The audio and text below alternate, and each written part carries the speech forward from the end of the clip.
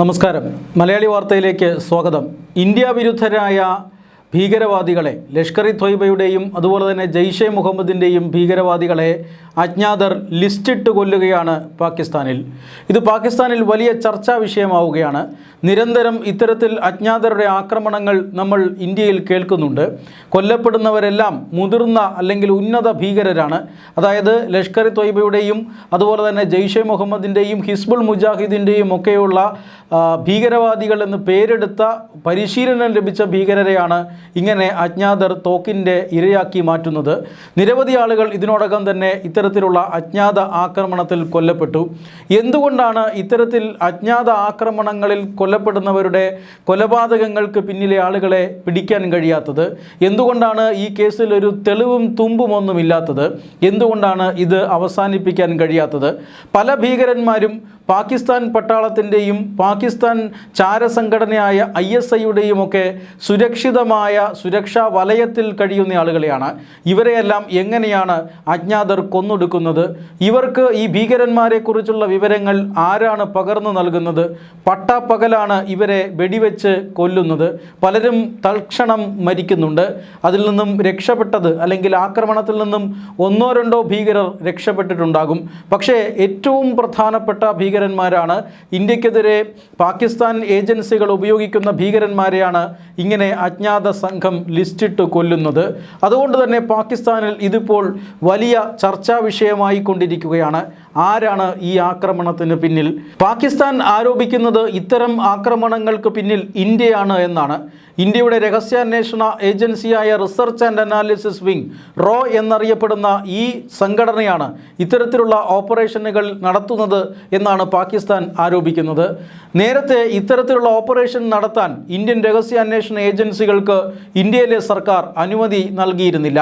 എന്നാൽ 2014 നരേന്ദ്രമോദി പ്രധാനമന്ത്രിയായി വന്നതിന് ശേഷം രാജ്യത്തിൻ്റെ സുരക്ഷയ്ക്ക് ഭീഷണിയാകുന്ന എല്ലാവിധ ഭീഷണികളെയും ഇല്ലാതാക്കാൻ ഇത്തരത്തിൽ രഹസ്യാന്വേഷണ ഏജൻസികൾക്ക് പൂർണ്ണ സ്വാതന്ത്ര്യം നൽകിയിരിക്കുന്നു. അതിൻ്റെ ഭാഗമായിട്ടാണ് പാകിസ്ഥാനിൽ ലഷ്കർ ഭീകരന്മാർ ഇങ്ങനെ തുരുതുര കൊല്ലപ്പെടുന്നത് എന്നാണ് പാകിസ്ഥാൻ പട്ടാളവും ഭരണകൂടവും ആരോപിക്കുന്നത്. അതേസമയം പാകിസ്ഥാൻ ഭീകര സംഘടനകൾക്കിടയിൽ ഉൾപ്പോര് രൂക്ഷമാണെന്നും അതിൻ്റെ ഭാഗമായിട്ടാണ് ഇത്തരം ആക്രമണങ്ങൾ നടത്തുന്നത് എന്നും വിലയിരുത്തുന്നവരുണ്ട്. അതായത് ഏറെക്കാലമായി ഭീകരപ്രവർത്തനത്തിൽ ഏർപ്പെട്ടിരിക്കുന്ന ആളുകളാണ് ഇവരെല്ലാം. ഇത്രയും കാലം ഭീകരപ്രവർത്തനം നടത്തിയിട്ടും ഇവർക്കൊന്നും നേടാൻ സാധിച്ചിട്ടില്ല. കശ്മീർ സ്വതന്ത്രമാക്കാൻ കഴിയുമെന്നൊക്കെ പറഞ്ഞാണ് ഇത്തരത്തിൽ ഇന്ത്യ വിരുദ്ധ ഭീകരപ്രവർത്തനം ആരംഭിച്ചത്. കശ്മീരിൽ ഒന്നും ചെയ്യാൻ കഴിഞ്ഞില്ല എന്ന് മാത്രമല്ല, കശ്മീരിൽ നിന്നും ഇസ്ലാമിക ഭീകര സംഘടനകളെ അമിത്ഷാ ഏതാണ്ട് ഇല്ലായ്മ ചെയ്തു കഴിഞ്ഞിരിക്കുന്നു. കശ്മീരിൻ്റെ പേരും പറഞ്ഞ് ഇനിയൊരു സ്വാതന്ത്ര്യ സമരവും നടത്താൻ ഇവർക്ക് കഴിയില്ല. മാത്രമല്ല, ഈ ഭീകര സംഘടനയെല്ലാം ബലൂചിസ്ഥാൻ പോലെയുള്ള മേഖലകളിലേക്ക് പാകിസ്ഥാൻ ISI നിയോഗിച്ചിരിക്കുകയാണ്. കാരണം അവിടെ വിഘടനവാദം ശക്തമാണ്. ബലൂജ് ലിബറേഷൻ പോരാളികൾ മുമ്പെങ്ങുമില്ലാത്ത വിധത്തിൽ ആഞ്ഞടിക്കുന്നുണ്ട്. അവർ പാകിസ്ഥാൻ പട്ടാളത്തെ സ്വൈരം കെടുത്തുന്നു.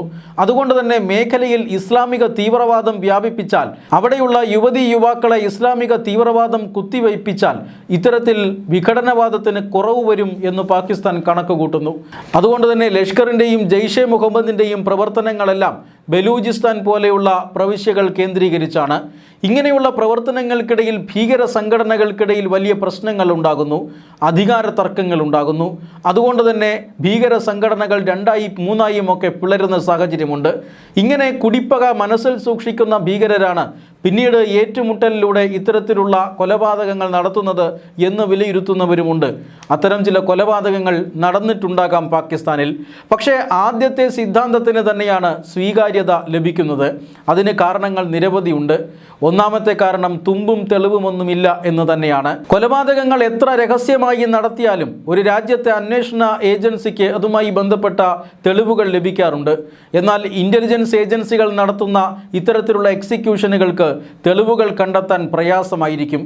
കൊന്നവരാര് എന്നൊക്കെ കണ്ടെത്താൻ കഴിയുമായിരിക്കും. പക്ഷേ കൊല്ലിച്ചവനാര് അല്ലെങ്കിൽ കൊല്ലിച്ചവനിലേക്ക് എത്തുക എന്നത് വളരെ വളരെ പ്രയാസമായിരിക്കും.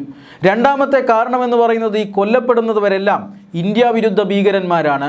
ലഷ്കർ ഇ ത്വയ്ബയിലും ഹിസ്ബുൾ മുജാഹിദീനിലും അതുപോലെ തന്നെ ജെയ്ഷെ മുഹമ്മദിലുമൊക്കെ പ്രവർത്തിച്ച് പരിചയമുള്ളവർ, ദീർഘകാലം ഇന്ത്യക്കെതിരെ ഭീകരപ്രവർത്തനത്തിന് നേതൃത്വം കൊടുത്തിരുന്നവർ, ഇന്ത്യയിൽ നടന്ന ഭീകരാക്രമണങ്ങളുടെ ബുദ്ധികേന്ദ്രമായിരുന്നവർ, പ്രധാനപ്പെട്ട ഭീകരാക്രമണങ്ങളിൽ നേതൃസ്ഥാനം വഹിച്ചവർ, ഇവരെയൊക്കെയാണ് ഇപ്പോൾ അജ്ഞാതർ വകവരുത്തിക്കൊണ്ടിരിക്കുന്നത്.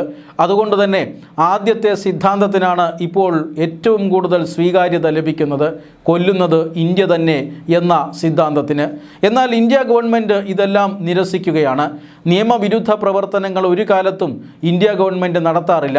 ഇത്തരത്തിൽ നിയമവിരുദ്ധമായ കൊലപാതകങ്ങൾ നടത്തുക ഇന്ത്യയുടെ നയമല്ല എന്നും ഇന്ത്യ പ്രതികരിക്കുന്നുണ്ട്. എന്തായാലും ചർച്ചകൾ സജീവമായി തന്നെ നടക്കുന്നുണ്ട്. പക്ഷേ പാകിസ്ഥാൻ പട്ടാളവും പാകിസ്ഥാനിലെ മുതിർന്ന ഇൻ്റലിജൻസ് ഉദ്യോഗസ്ഥരുമെല്ലാം അഭിപ്രായപ്പെടുന്നത് ഇന്ത്യയുടെ കൗണ്ടർ ഇൻ്റലിജൻസിൻ്റെ മിടുക്കിനെ കുറിച്ചാണ്. പാകിസ്ഥാനിൽ വന്ന് ഇന്ത്യക്ക് കൊല്ലാൻ കഴിയും, പക്ഷേ എന്തുകൊണ്ട് ഇന്ത്യയിൽ പോയി പാകിസ്ഥാന് കൊല്ലാൻ കഴിയുന്നില്ല? അതിന് പാകിസ്ഥാൻ ഇനിയിപ്പോൾ ഒരു ജന്മം കൂടി ജനിക്കണമെന്ന് പാകിസ്ഥാൻ പട്ടാള ഉദ്യോഗസ്ഥർ തന്നെ പറയുന്നു. കാരണം അത്രമാത്രം ശക്തമാണ് ഇന്ത്യയുടെ കൗണ്ടർ ഇൻ്റലിജൻസ്. കൗണ്ടർ ടെററിസം പോലെ തന്നെ കൗണ്ടർ ഇൻ്റലിജൻസും ഇക്കാലത്ത് വളരെ പ്രധാനപ്പെട്ടതാണ്. ശത്രു രാജ്യങ്ങളുടെ ഇൻ്റലിജൻസ് ഏജൻസികൾ നമ്മുടെ രാജ്യത്ത് പ്രവർത്തിച്ചുകൊണ്ട് നമ്മുടെ രാജ്യത്തിനെതിരായിട്ടുള്ള ചില പ്രവർത്തനങ്ങൾ നടത്തിയേക്കാം. അത്തരം പ്രവർത്തനങ്ങളെയും നേരിടേണ്ടത് അത്യാവശ്യമാണ്. കൗണ്ടർ ടെററിസം എന്ന പോലെ തന്നെ കൗണ്ടർ ഇൻ്റലിജൻസും വളരെ പ്രധാനപ്പെട്ട ഒരു കാര്യമാണ് എന്ന് മനസ്സിലാക്കിയിട്ടുള്ള രാജ്യമാണ് ഇന്ത്യ. അതുകൊണ്ട് തന്നെ ഈ അടുത്ത കാലത്തായി ഒട്ടനവധി സംഘടനകളെ അല്ലെങ്കിൽ ചാര നെറ്റ്വർക്കുകളെ പിടികൂടുന്നത് നമ്മൾ കണ്ടിട്ടുണ്ട്. പല സംസ്ഥാനങ്ങളിൽ നിന്നും, രാജസ്ഥാൻ, ഹരിയാന, ദില്ലി, പഞ്ചാബ് ഇങ്ങനെയുള്ള പല സംസ്ഥാനങ്ങളിൽ നിന്നും പാകിസ്ഥാൻ ചാരന്മാരെ പിടികൂടിയെന്ന വാർത്ത നമ്മൾ കേൾക്കുന്നുണ്ട്. ഇതെല്ലാം കൗണ്ടർ ഇൻ്റലിജൻസിൻ്റെ ഭാഗമാണ്. രാജ്യത്തിനകത്ത് ഒളിഞ്ഞിരുന്ന് വിവരങ്ങൾ ചോർത്തി ശത്രു രാജ്യത്തിന് നൽകുന്ന ഒരു വലിയ ചാര നെറ്റ്വർക്കിൻ്റെ ഭാഗമായി പ്രവർത്തിക്കുന്നവരെ കണ്ടെത്തുക. അവർ എന്തെങ്കിലും തരത്തിലുള്ള ഡാമേജ് നമ്മുടെ രാജ്യത്ത് ഉണ്ടാക്കുന്നതിന് മുമ്പ് അവർക്ക് ഡാമേജ് ഉണ്ടാക്കുക. അതാണ് ഇന്ത്യയുടെ പോളിസി. ഇന്ത്യക്ക് അതിനുവേണ്ടി ഒട്ടനവധി ഏജൻസികളുണ്ട്. ഇന്ത്യയുടെ ഇൻ്റലിജൻസ് ബ്യൂറോ, അതോടൊപ്പം തന്നെ research and analysis wing, R&AW എന്നറിയപ്പെടുന്ന research and analysis wing, national training and research organisation, national investigation agency എന്നിങ്ങനെ നിരവധി ഏജൻസികൾ തീവ്രവാദത്തിനെതിരായും അതുപോലെ തന്നെ കൗണ്ടർ ഇൻ്റലിജൻസായും ഒക്കെ പ്രവർത്തിക്കുന്നുണ്ട്. പക്ഷേ ഏറ്റവും പ്രധാനപ്പെട്ട കാര്യം ഈ അടുത്ത കാലത്തായി ഈ ഏജൻസികൾക്കിടയിൽ മികച്ച ഏകോപനമുണ്ട് എന്നുള്ളതാണ്. രാജ്യത്തിനകത്ത് മൾട്ടി ഏജൻസി സെൻറ്റർ എന്ന ഈ ഏജൻസികളുടെ എല്ലാം പ്രവർത്തനങ്ങളെ ഒരു വേദിയിലേക്ക് കൊണ്ടുവരുന്ന സംവിധാനമുണ്ട്. അത് വളരെയധികം കാര്യക്ഷമമായി പ്രവർത്തിക്കുന്നു എന്നത് മാത്രമല്ല, തീവ്രവാദികളും ശത്രു രാജ്യങ്ങളുടെ ഇൻ്റലിജൻസ് ഏജൻസികളും നമ്മുടെ രാജ്യത്തിന് എന്തെങ്കിലും തരത്തിലുള്ള നഷ്ടമുണ്ടാക്കുന്നതിന് മുമ്പ് അവരെ പിടികൂടുക എന്ന തന്ത്രമാണ്, എന്ന നയമാണ് ഇപ്പോൾ ഇന്ത്യ പയറ്റുന്നത്. പ്രഹാർ എന്നാണ് ആ നയത്തിൻ്റെ പേര്. നമുക്കറിയാം എത്ര തീവ്രവാദ നെറ്റ്വർക്കുകളെയാണ് ഈ അടുത്ത കാലത്ത് നാഷണൽ ഇൻവെസ്റ്റിഗേറ്റീവ് ഏജൻസി പിടികൂടിയത്. ഇതിന് ഇൻപുട്ട് നൽകുന്നതാകട്ടെ രാജ്യത്തെ ഇൻ്റലിജൻസ് ഏജൻസികളും. നിരവധി തീവ്രവാദ ആക്രമണ പദ്ധതികൾ നമ്മൾ തകർക്കുന്നു. ദില്ലിയിൽ നടന്ന ഭീകരാക്രമണം പോലും ഇത്തരത്തിൽ ഒരു ഭീകരാക്രമണ പദ്ധതി തകർത്തപ്പോൾ ഉണ്ടായതാണ്. ഈ രീതിയിൽ രാജ്യത്തിനെതിരെ സ്ഫോടനങ്ങൾ ഇടപെടുന്നു, കലാപങ്ങൾ ആസൂത്രണം ചെയ്യപ്പെടുന്നു, വിമാന റാഞ്ചലുകൾ ആസൂത്രണം ചെയ്യപ്പെടുന്നു. മാത്രമല്ല രാജ്യത്തിൻ്റെ വടക്ക് കിഴക്കൻ മേഖലകളെ ഒന്നാകെ അസ്ഥിരപ്പെടുത്തുന്ന തരത്തിലുള്ള പ്രവർത്തനങ്ങൾ നടത്തുന്നു. ഇതെല്ലാം കൃത്യസമയത്ത് തന്നെ കണ്ടെത്തുന്നു. യുക്രൈൻ പൗരന്മാരെയും അമേരിക്കൻ പൗരനെയും ഒക്കെ അറസ്റ്റ് ചെയ്ത് കയ്യാമം വെച്ച് കൊണ്ടുപോകുന്നത് നമ്മൾ കണ്ടതാണ്. ഡോക്ടർമാരുടെ ഒരു വലിയ സംഘം ഇന്ത്യൻ നഗരങ്ങളിൽ വലിയ ഭീകരാക്രമണങ്ങൾ നടത്താൻ പദ്ധതിയിട്ടു. അവരെ നമ്മൾ പിടിച്ചു. ഇങ്ങനെ രാജ്യത്തിന് നേരെ നടക്കുന്ന അല്ലെങ്കിൽ രാജ്യത്തിനെതിരെ നടക്കുന്ന എല്ലാവിധ വിധ്വംസക പ്രവർത്തനങ്ങളെയും നമ്മൾ നേരത്തെ തന്നെ അറിയുകയും അവയെ നശിപ്പിക്കുകയും ചെയ്യുന്നു. അത് പുതിയ കാല ഭാരതത്തിൻ്റെ ഒരു നയമാണ്. പ്രഹാർ എന്ന പേരിൽ അറിയപ്പെടുന്ന നയം. ഇതെല്ലാമാണ് പാകിസ്ഥാന് ഇപ്പോൾ ദോഷകരമായി മാറുന്നത്. പാകിസ്ഥാനിൽ ഇരുന്നു കൊണ്ട് ഇന്ത്യക്കെതിരെ എന്തെങ്കിലും തരത്തിലുള്ള നീക്കങ്ങൾ നടത്തിയാൽ അവരെ തേടി ഇത്തരത്തിലുള്ള അജ്ഞാതർ വരാനുള്ള സാധ്യതയുണ്ട്. നേരത്തെ പല ഭീകരാക്രമണങ്ങളും ഇന്ത്യക്കെതിരെ നടത്തിയിട്ടുണ്ടാകാം. പക്ഷേ അത് വച്ച് നിർത്തുന്നതാണ് നല്ലത്. ഇനിയും ഭീകരാക്രമണങ്ങൾക്ക് വേണ്ടി ഫണ്ടിങ് നടത്തുക, റിക്രൂട്ട്മെൻറ്റ് നടത്തുക, ഇന്ത്യ വിരുദ്ധ പ്രസംഗങ്ങൾ നടത്തുക, ഇതൊക്കെ ചെയ്താൽ തീർച്ചയായും അജ്ഞാതരുടെ പിടിവീഴും. ലഷ്കർ എന്നല്ല, ജയ്ഷ് എന്നല്ല, ഏത് ഭീകരവാദ സംഘടനയുടെ തലതൊട്ടപ്പനായാലും ഇന്ത്യ വകവരുത്തിയിരിക്കും എന്നാണ് പാകിസ്ഥാനിൽ ഇപ്പോഴത്തെ സംസാര വിഷയം. അതുകൊണ്ട് തന്നെ പാക് ഭരണകൂടവും പാക് പട്ടാളവും മാത്രമല്ല, ഇന്ത്യക്കെതിരെ പ്രവർത്തിക്കുന്ന ഭീകര സംഘടനകളും തയ്യാറെടുപ്പുകൾ നടത്തുകയാണ്. അവർ ഇതെല്ലാം കേട്ട് ഒളിച്ചോടുകയല്ല, മറിച്ച് അതിനെതിരെ പ്രവർത്തിക്കാനുള്ള പുതിയ പുതിയ തന്ത്രങ്ങൾ അവർ രൂപപ്പെടുത്തുന്നു. ഈ അടുത്ത കാലത്ത് ജയ്ഷെ മുഹമ്മദും ലഷ്കർ ഇ ത്വയ്ബയും ഒരുമിച്ച് പ്രവർത്തിക്കാൻ തീരുമാനിച്ചു എന്ന വാർത്ത നമ്മൾ കേട്ടതാണല്ലോ. ഒരുമിച്ച് ഒരു കമാൻഡിന് കീഴിൽ പ്രവർത്തിക്കുക, ശക്തമായി ഇന്ത്യക്കെതിരെ ആഞ്ഞടിക്കുക, ഇത് തന്ത്രം മാറ്റുന്നതിൻ്റെ ഒരു പ്രധാനപ്പെട്ട ഉദാഹരണമാണ്. ലഷ്കർ ഇ ത്വയ്ബയും ജയ്ഷെ മുഹമ്മദും നാവികസേന ഉണ്ടാക്കുന്നു എന്ന വാർത്തയും നമ്മൾ കേട്ടതാണ്. കടലിലൂടെയും മറ്റും ഇന്ത്യക്കെതിരെ ആക്രമണങ്ങൾ നടത്തുക എന്നതാണ് ഉദ്ദേശം. ഇല്ലെങ്കിൽ കടലിലൂടെ കടന്നു പോകുന്ന ഇന്ത്യൻ കപ്പലുകളെ ആക്രമിക്കുകയും അവരുടെ ഉദ്ദേശമാകാം. എന്തായാലും പുതിയ പുതിയ സുരക്ഷാ വെല്ലുവിളികൾ രാജ്യത്തെ തേടിയെത്തുകയാണ്. ആ സുരക്ഷാ വെല്ലുവിളികളെ ഇല്ലാതാക്കാൻ ഇന്ത്യയുടെ സുരക്ഷാ ഏജൻസികളും സർവ്വതാ തയ്യാറെടുത്തുകൊണ്ടിരിക്കുന്നു.